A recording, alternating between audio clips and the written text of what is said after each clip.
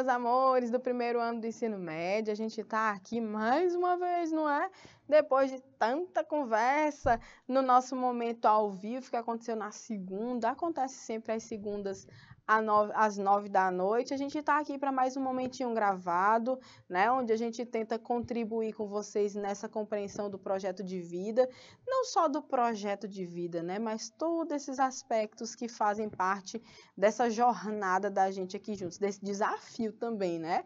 Que é essa disciplina que foi uma grande novidade aqui no nosso primeiro ano, tá certo, gente? Então, a gente está começando a discutir os aspectos relacionados, né, a essas comunidades das quais participamos, que tem relação com a construção de quem somos, de nossa identidade, seja pessoal, seja social, né? Então, quem que contribui para a construção dessa nossa identidade? Então, nessa conversa, nós já falamos da família, né? A gente já falou dos amigos, e agora a gente está falando da escola. Dentro da escola existe toda uma comunidade. Melhor dizendo, não é bem dentro da escola, né? Parte da comunidade escolar está dentro da escola mesmo, dentro dos limites do prédio, né? Como a gente chama, dentro dos muros das escolas. Mas outra parte está fora.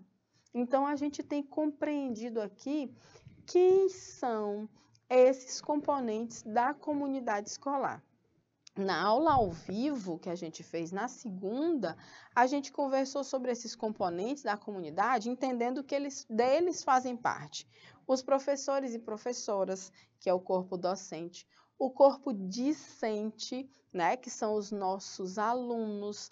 A gente tem também como parte a gestão escolar, com a figura dos diretores e diretoras e seus vices, né? A gente tem o corpo administrativo, quando trabalha ali com as secretárias, porteiro, vigia, merendeira, quem cuida do prédio, né, da limpeza, dos serviços gerais, enfim, toda essa turma, esse batalhão de pessoas que estão ali para fazer esse ambiente funcionar, ter segurança, ter qualidade, né? A gente falou da família, que faz parte de uma comunidade um pouquinho mais externa a esse contexto escolar, mas que anda coladinha com a escola nesse grande objetivo que é educar. Então, as famílias que são parte importante, por quê? Porque são os responsáveis pelos alunos. Muito da nossa vida escolar a gente passa sendo menor de idade ainda, né? Então, quando a gente sai da escola no terceiro ano, a gente às vezes ainda é 17 aninhos, né? Ainda é menor de idade, ainda temos que ter responsáveis, né? Inclusive ali nos auxiliando nesses caminhos que a gente vai trilhando. Então, a gente vai entendendo quem é que faz parte dessa comunidade escolar, vai entendendo que a educação, ela não necessariamente acontece apenas dentro da escola, e a educação também não é só escrever e ler, fazer cálculo, fazer conta matemática, não é só ter competência e habilidade, não. A gente educa para uma abrangência muito maior, a gente educa para formar um cidadão, a gente educa para a cidadania, como os nossos alunos estavam participando, né, no último encontro, falaram que educar é passar valores, né? É a gente trabalhar com as questões desses valores, como o respeito, né, a dignidade, a gente trabalhar com tudo isso também é educar. E eu tinha citado uns exemplos diferentes, né, onde a gente coloca que a educação também não é só o que está o livro descrevendo as atividades ali para a gente, não, resolvendo questões, não é só isso, né? Se educa dentro das comunidades que a gente vive, que a gente nasce, né? Então, eu falei os exemplos da tarrafa, por exemplo, quem aprendeu a fazer tarrafa lá com o tio, com o avô, com a avó que é pescadora, isso também é educação, né? Quem nasceu num contexto do campo, em comunidades do campo, também são educados para lidar com a terra. E olhe que essa educação aí é incrível, né? Então, nem sempre o que a gente compreende como educação está necessariamente dentro do contexto escolar, tá bom? A família educa, a comunidade educa e a gente também se educa até sozinho, né? A gente tem os casos dos autodidatas que aprendem coisas sozinhos, tá certo? Então, a gente vai dar continuidade a essa temática com auxílio agora dos nossos slides, tá certo? Vendo aqui que hoje a gente vai conversar sobre essa comunidade escolar, a vida dentro e fora da escola, no nosso componente curricular de projeto de vida, comigo, professora Amanda. Tá certo? Então, para a gente ver essa árvore frondosa, né? Para a gente ver essa árvore que precisa dar os ótimos frutos que a gente trabalha aqui, é para que os frutos sejam excelentes, né? Então, ela está aqui exemplificando, ilustrando quem são, né? Quem é essa comunidade escolar? Então, os gestores, os professores, os colaboradores, as famílias, os estudantes, né? Sejam crianças, adolescentes, jovens e adultos também, porque a gente ainda tem a EJA, né? Educação de jovens e adultos, e os stakeholders, que são os interessados dentro desse contexto da educação. Então, eu quero que a gente já faça aqui a primeira atividade da noite, do dia, não sei que hora você está assistindo, da tarde, da nossa aula, tá? Atividade 1. Quero que você me diga qual é a função, como dentro desse contexto escolar estão inseridos cada um, né? Quem que faz parte, né? Quem faz parte de cada um desses setores, eu vou botar aqui, e adultos. Né? Quem faz parte de cada um desses grupos e qual a função? Qual o papel de cada componente?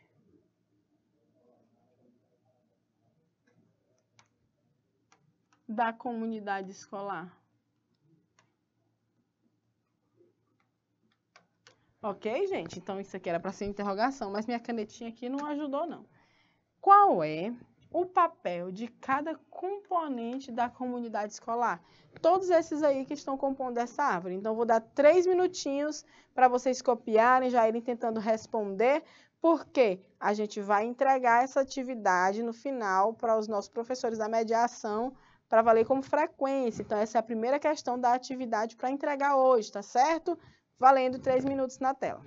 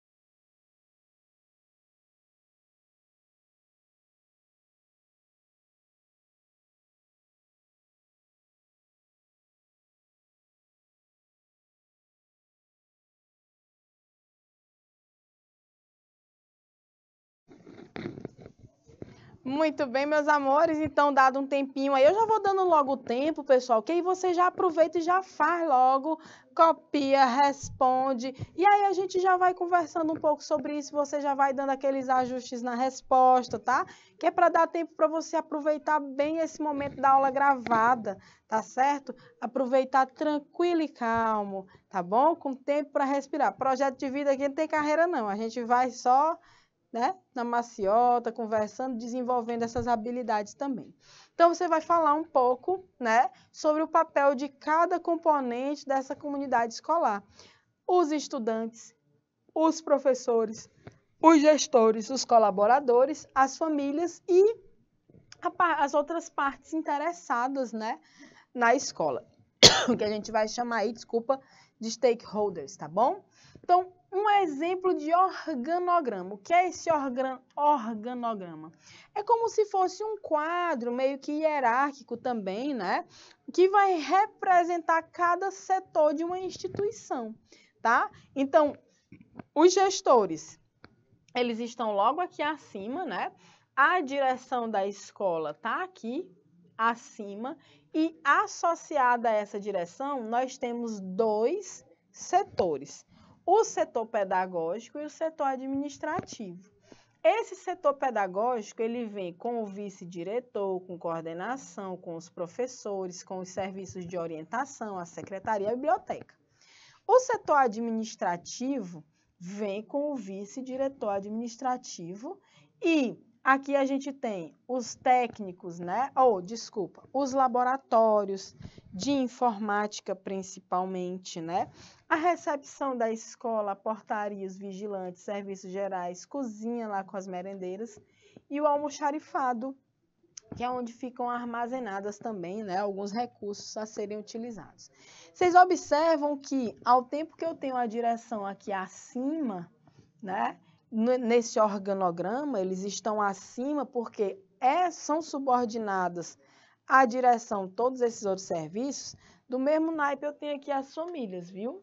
Então, a família, ela também tem uma parte muito importante aqui dentro dessa comunidade educativa. As famílias, elas têm um acesso importante às escolas, porque o objetivo comum precisa ser alcançado, que é a educação. E aí onde o negócio fica interessante, porque você está vendo que a gestão da escola, ela está alinhadinha aqui com a família. A gestão tem os setores subordinados, porque, de fato, isso aqui é como funciona, como se organiza uma escola por dentro. Mas as famílias, elas podem e devem auxiliar nessa construção da educação, nesse processo educativo, tá? Tem educação, tem conteúdo, tem tipos e formas de fazerem as aulas, né? O que se coloca nessas aulas, que às vezes não atende às necessidades de um determinado grupo, né? A educação indígena e quilombola, por exemplo, será se ela tem que cumprir com todas as coisas iguais à educação que é feita nas cidades, com pessoas que não são pessoas de quilombo, não são pessoas indígenas? Será se não tem algum traço cultural que não vai interferir nesse processo de educação? Claro que tem. É diferente e precisa ser diferente. Precisa ser diferente para acolher aquela comunidade dentro da sua realidade, dentro da sua cultura, principalmente, né? Não é só da sua realidade, mas da sua cultura. Os diferentes povos existem de diferentes formas, têm diferentes identidades e a gente precisa, enquanto educadores e promotores, né, dessa educação, incluir. E para isso não é só combinar com o professor, não. A gente tem a legislação, a gente tem a decreto, a gente tem a lei para incluir essas comunidades diferentes, essa diversidade dentro do processo educativo. Ah, professora, então a gente tem que obrigatoriamente encher como é que eu posso chamar? As comunidades, né, indígenas e quilombolas de escola? Tem que ter escola para todo mundo. Agora, ela não precisa ir engessada com esse formato que às vezes não vai servir. E a gente também pode entender que essas pessoas de diferentes comunidades, de diferentes povos, elas podem estar na escola, na cidade, onde elas quiserem. E onde elas estiverem, né, elas precisam ser acolhidas. Se eu pego uma pessoa, um jovem quilombola lá do Saco do Curtume e trago para Teresina para estudar, aqui ele tem que ser acolhido e acolhida, né? A escola tem que estar ciente que a cultura dele tem que estar presente ali também de uma forma acolhedora, de uma forma onde a gente consiga construir, né, o respeito às diferenças, compreender a diversidade do nosso povo e não de uma forma que eu exclua essa pessoa. Isso não existe dentro da educação. Exclusão? Não é para existir, né? Então, as famílias, elas são parte importante porque, geralmente, somos nós, enquanto família, eu falo nós porque eu sou mãe, eu tenho 2 filhos e eles estão em escolas. Nós, enquanto família, a gente também interfere nessas questões, né? A gente coloca ali os nossos anseios, as nossas necessidades e vai ajustando nesse processo com a escola. Inclusive, eu tenho uma experiência que está sendo muito bacana com a escola do meu filho mais velho, né? Ele é uma criança que tem, né, suas diferenças e ele precisou de um tempo para se adaptar depois desse ensino remoto com a pandemia, né? Acho que toda criança pesou bastante essa história, né? De aula remota, de pandemia, de isolamento, ele se desorganizou muito e eu precisei mudar ele de escola porque já não estava dando. Nessa nova escola, gente, a criança desenvolve assim de um jeito incrível. Ele não tem problema, mas quase nenhum, por causa do acolhimento que foi dado a ele. Ao meu filho, com todas as suas diferenças, né? É uma criança atípica. E aí, o gatinho hoje foi todo fantasiado na aula, porque foram comemorar, né, lá na disciplina de inglês, o tal do Halloween, mas foi muito engraçado, foi até com aquele sangue de mentira. O menino, tu vai pra onde? Meu Deus do céu, com essa cara, com esse sangue de mentira. Foi feliz da vida, brincou, se divertiu, e a escola sempre em contato comigo, sempre em contato com a família, para compartilhar com a gente e desenvolver esses alunos, né, também. Então, a gente também tem os stakeholders, como eu já tinha dito, são as outras partes interessadas nesse ambiente escolar, nessa comunidade, nesse povo, onde também vão buscar, né, o desenvolvimento, essas parcerias, né? A gente pode colocar até como, para a gente entender, né, como parceiros.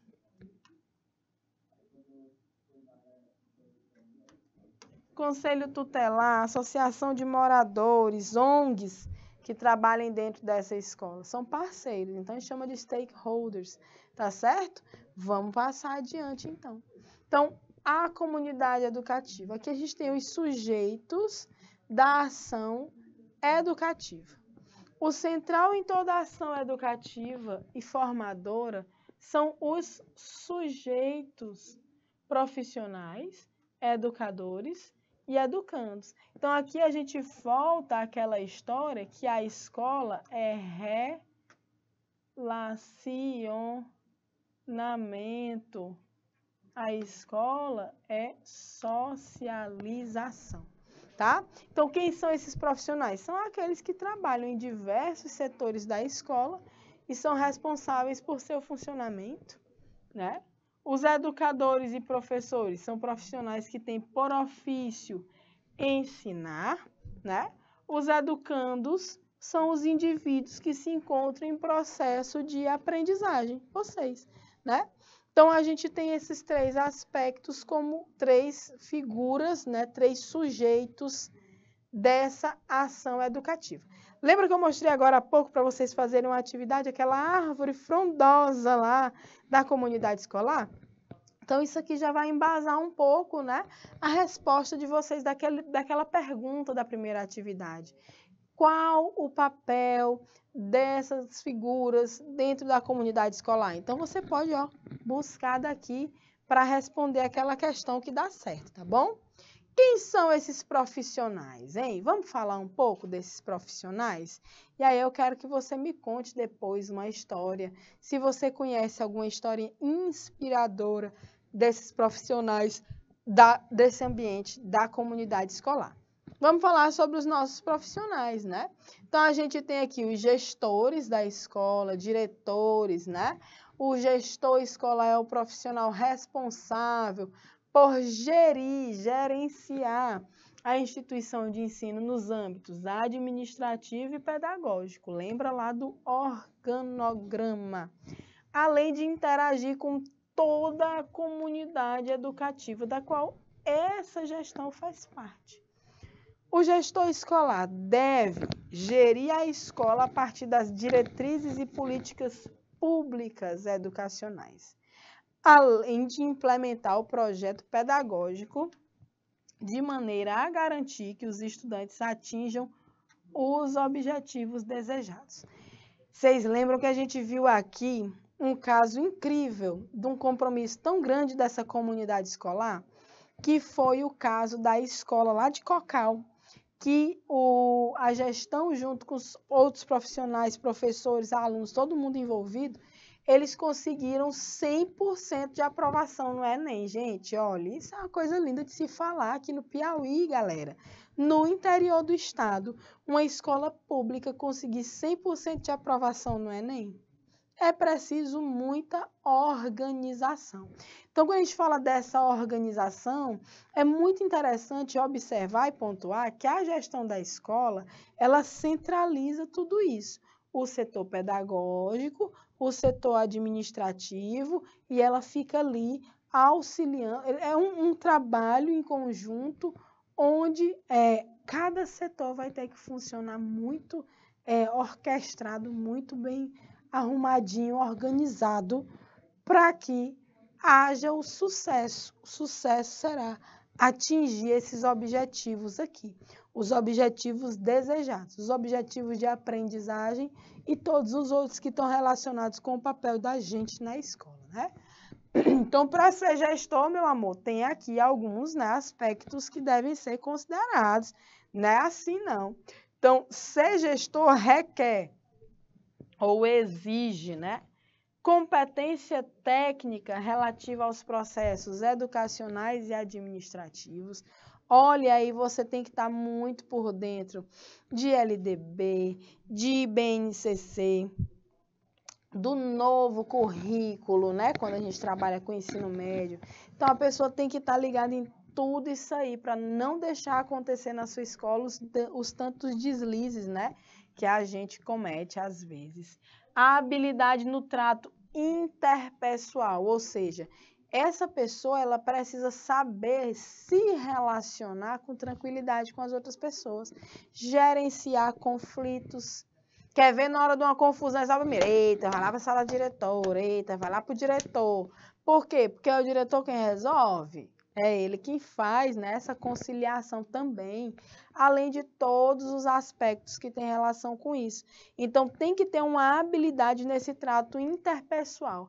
Tem que trabalhar a forma como se relaciona com os outros componentes dessa comunidade escolar. Então, o diretor ou a diretora, eles têm que ter o trato com as pessoas, né? O respeito, o acolhimento e a firmeza. Também, não é a firmeza autoritária, que na minha escola é do meu jeito, não é isso.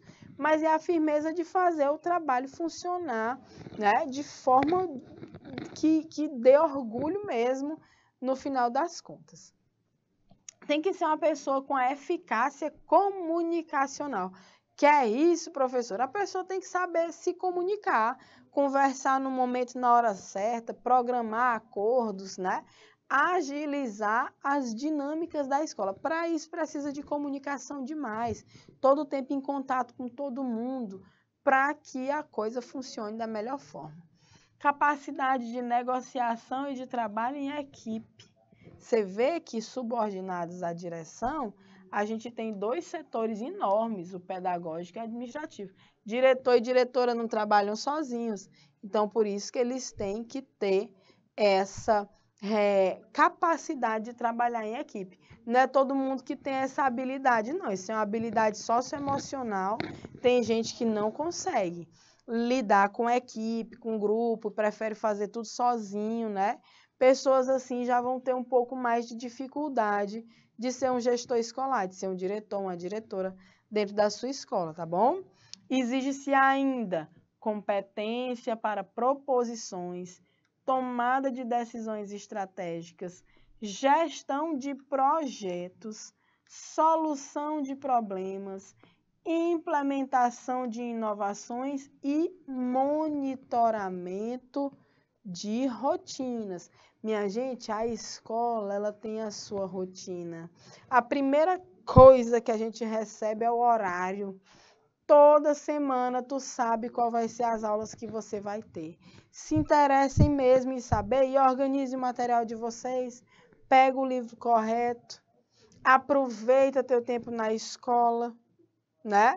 Então, o monitoramento dessas rotinas quer dizer que o diretor está de olho se tem todos os professores na sala de aula, se ele vai aderir à mediação tecnológica aqui do nosso canal Educação para suprir alguma demanda, se ele vai observar como estão funcionando o dia a dia da escola, se tem se tem profissionais suficientes para dar conta da cozinha, se está precisando de alguma coisa. Então, as compras da escola, as compras de papel, tinta, pincel, comida, tudo isso passa na mão da gestão escolar.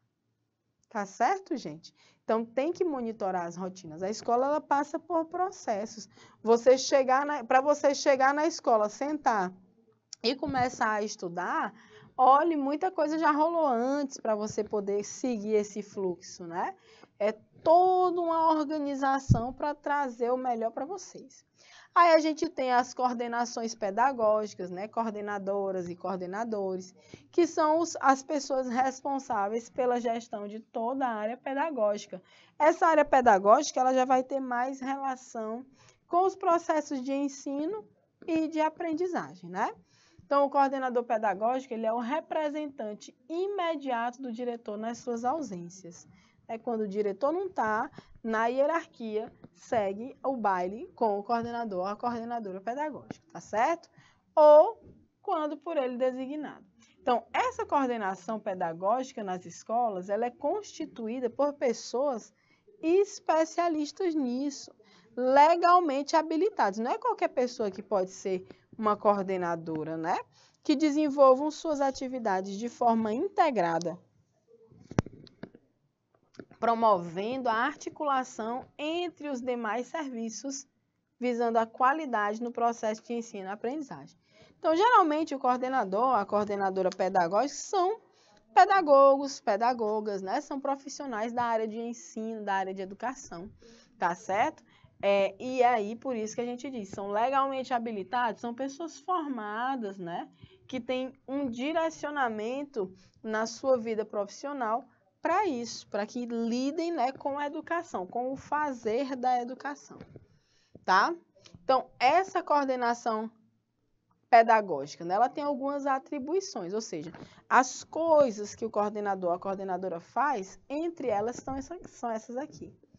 Gestão pedagógica da escola, ou seja, operacionalização e condução de todo, tem um DIB aí, de todo o processo pedagógico, tá? Então, ela planeja, geralmente planejamento de professor, a forma como acontecem as atividades, os eventos, tudo isso passa, né, pela gestão pedagógica também.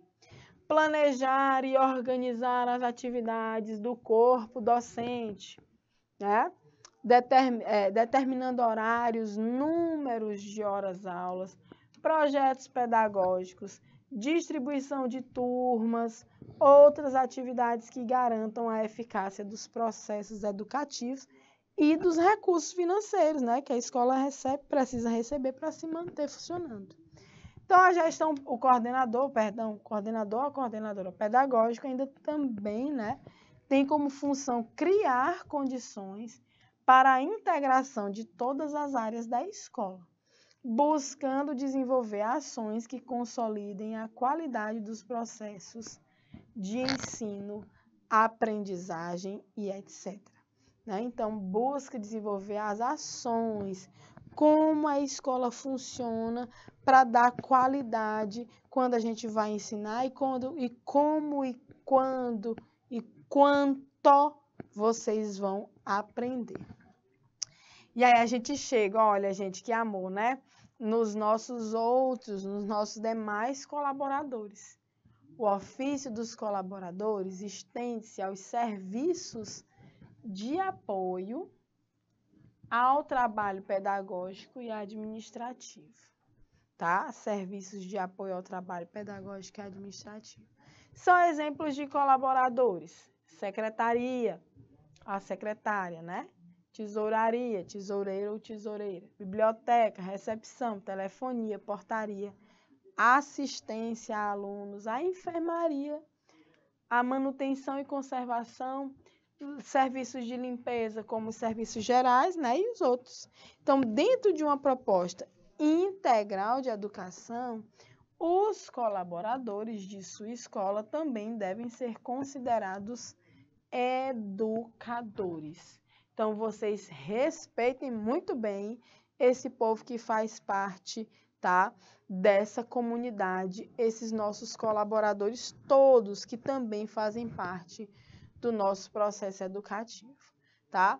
Colaborar com a escola, esses outros profissionais tão importantes, quer dizer que eles viabilizam, eles permitem que a escola cumpra a sua missão, né?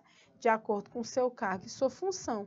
Por exemplo, um porteiro, você pode achar que ele fica só abrindo e fechando o portão da escola, mas ali ele também está garantindo a segurança da escola de uma certa forma, porque não é toda e qualquer pessoa que vai entrar e passar por cima da ordem dos porteiros, né? Então, uma das missões da escola é ter segurança. Então, o porteiro ele auxilia nisso, selecionando, né, quem pode entrar ou sair. Tá certo? Planejar e executar suas atribuições com rigor e zelo, organizando e mantendo organizados os ambientes, equipamentos, recursos e materiais sob sua responsabilidade. Atender e acolher respeitosamente os públicos internos e externos, solucionando as demandas por eles apresentadas. Então, geralmente são pessoas que estão mesmo ali no atendimento, né? Na secretaria, toda hora chega um aluno, professor, mãe, pai, né? Todo mundo dessa comunidade dá um passeio ali pela secretaria de vez em quando, não é verdade? E aí a gente tem, né, que eles solucionam o que é necessário de solucionar, tá? Nesse ambiente da secretaria, né, há uma supervisão de todos os serviços de escrituração e arquivo escolar. O secretário da escola ele é responsável para organizar, administrar e controlar as atividades do registro e do controle escolar. Então, tudo que é de ficha, de matrícula, histórico escolar, as declarações, certificados, tudo isso passa pela secretaria, né? Está dizendo aqui, ó, preparar e expedir os históricos, declarações de aproveitamento, frequência, pontuação nas disciplinas, né? Nos demais documentos, além de coordenar e fiscalizar a emissão e entrega de certificados de conclusão de cursos. Manter o relacionamento cordial com alunos, pais ou responsáveis, proporcionando-lhes atendimento adequado e eficiente, né? A biblioteca, por exemplo, é um outro ambiente, um outro aspecto que, inclusive, tem relação com essa comunidade escolar. A biblioteca ela deve estar aberta para atendimentos à comunidade escolar em todos os turnos de funcionamento, de acordo com o regulamento próprio elaborado pela escola e sempre com o funcionário responsável por sua organização e controle das atividades. Então, olha só, alunos, professores e funcionários devem livremente consultar e ler os livros no próprio recinto da biblioteca. Você tem espaço para isso, tem mesa, tem cadeira, tem um ambiente silencioso, geralmente é para ser, né? A gente diz assim, mas nunca se sabe. Ou então você pode optar por se cadastrar, fazer suas fichinhas da biblioteca e leva o livro para casa. Dependendo de como é o regulamento da escola, você passa um determinado período de tempo, né, com esse livro.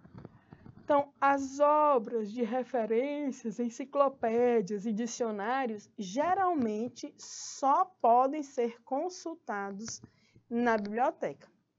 E também, ó, por exemplo, revistas ou livros que só tenham um único ou pouquíssimos exemplares, né? Então, eles não podem sair da biblioteca. Então, eles ficam lá e você faz a consulta lá, tá? Então, a biblioteca ela vai ser coordenada por profissional habilitado competente, que é o bibliotecário, que é responsável por responder pela coordenação, organização, armazenamento, recuperação e disseminação da informação de maneira adequada aos diversos públicos, colocando-a à disposição dos usuários. Atende o povo no balcão para quando você quer pegar o livro, tem que devolver, né? Então, ela que faz esse atendimento, dá atenção aos educandos da escola, principalmente no atendimento, nas consultas, nos empréstimos, nas dúvidas, né? E aí a gente chega nos finalmente dessa nossa aula de hoje falando um pouco sobre nosso relacionamento aqui entre professores e estudantes. Tá certo, gente? Então, na escola, tudo e todos que nela atuam educam. Estudantes, educadores, pais, colaboradores, gestores, professores, os espaços, os tempos, a arquitetura da escola, a ambiência, a própria organização do currículo e a comunidade escolar. No entanto, o ofício de ensinar constitui conhecimentos com alunos, né? Então, a gente já conversou muito sobre isso. Esse ofício, quando a gente fala esse ofício, é o trabalho mesmo de ensinar.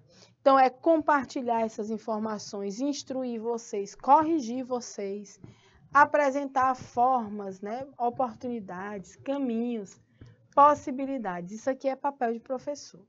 Então, o ofício de professor, ser professor, professora, é muito trabalhoso, minha gente. Precisa de muito preparo, muita medicação. Ato falha aqui.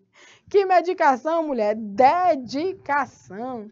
Exige muita dedicação, às vezes medicação também, né? O professor vive com dor nas costas, no braço, na cabeça, de tanto corrigir coisa, levar coisa para... Meu Deus do céu. Eu ia falar dedicação e falei medicação. Vala-me Deus. Mas medicação também, o professor precisa. Então, é preciso adquirir conhecimentos sólidos por meio dos estudos. Então, a gente vive estudando, minha gente. A gente não pode dar um vacilo aqui para vocês, não. A gente tem que buscar muita informação. Eu falei no momento da nossa aula ao vivo que a dificuldade, né, da gente discernir hoje em dia o que é fato, o que é mentira. Então, todas essas informações a gente precisa checar, dados, né? A gente precisa checar as informações a fundo para poder passar isso com qualidade para vocês, tá certo?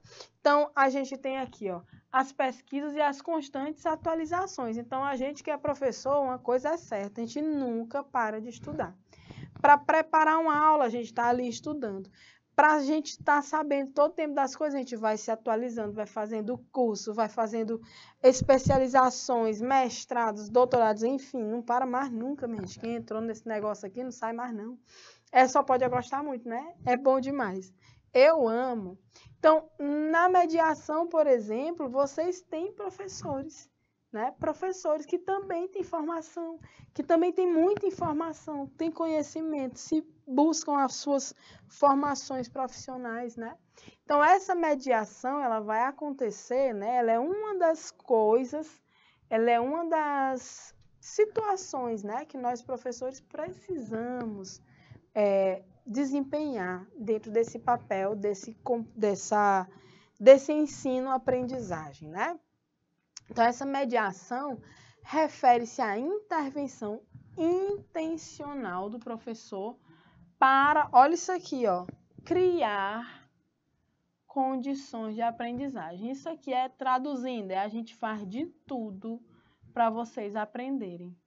Às vezes a gente faz de tudo, tem professor que não faz de tudo não, mas muitos professores fazem de tudo, criam condições para o aprendizado, né? Então, a gente precisa observar que a prática da mediação explora a compreensão, a apropriação e a produção de conhecimento.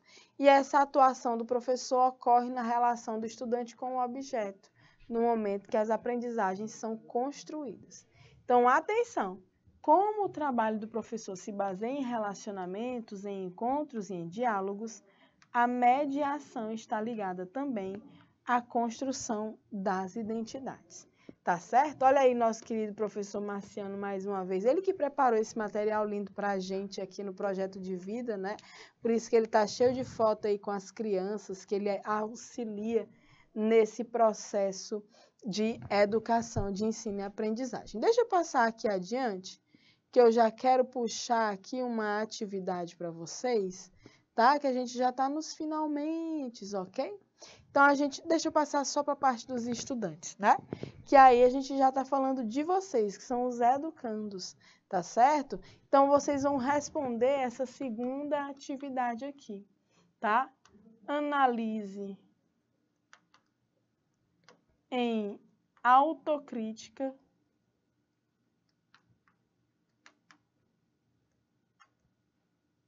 Autocrítica é você olhar para você e dizer, ó, tá legal, não tá legal, tá precisando melhorar alguns aspectos e quais são.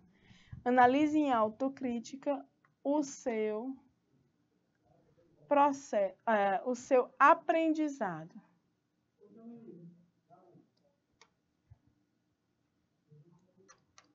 Vamos dizer assim, na escola. Tá certo? Tomara que não fique tão confuso, mas é só isso. Analise em autocrítica o seu aprendizado na escola. O que é que você tem aprendido? Como você aprende melhor? O que é que você tem dificuldade? Essa segunda questão da nossa atividade para a gente finalizar nossa aulinha de hoje do Projeto de Vida. Junta a primeira com a segunda, entrega para o professor da mediação e, ó, um cheiro. A gente se vê na segunda-feira, ao vivo, às 9 da noite. Tchau, tchau!